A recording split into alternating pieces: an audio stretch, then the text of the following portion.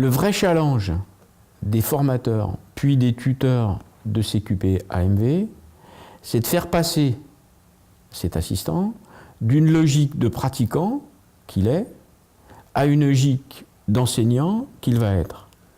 En effet, la difficulté des moniteurs débutants, c'est d'aborder en fait un projet qui est très éloigné des leurs.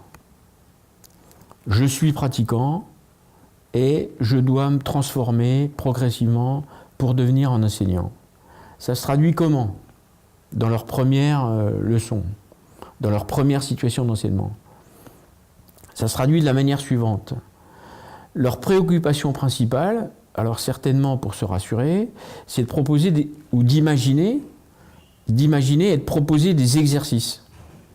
Ensuite, les exercices, il va chercher à les inclure dans une situation de formation, une situation d'enseignement.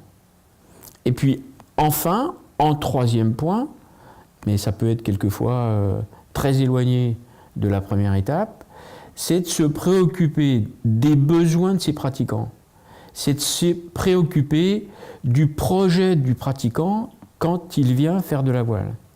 Et donc ces intentions de formation, elles sont dernières. Voilà la logique en fait du moniteur débutant. À cette logique, on peut opposer la logique du moniteur expert. Qu'est-ce qu'il anime? Qu'est-ce qu'anime le moniteur expert? C'est le projet du pratiquant, c'est ses besoins qu'il a besoin de décoder. Une fois les besoins décodés, il peut proposer des situations d'apprentissage. Et une fois qu'il a sa situation d'apprentissage, il va mettre en place des exercices qui répondent aux intentions du moniteur pour créer ces situations d'enseignement, qui répondent elles-mêmes aux besoins, aux réels besoins des pratiquants, et donc, dans la démarche d'enseignement de la voile, à répondre à ces projets.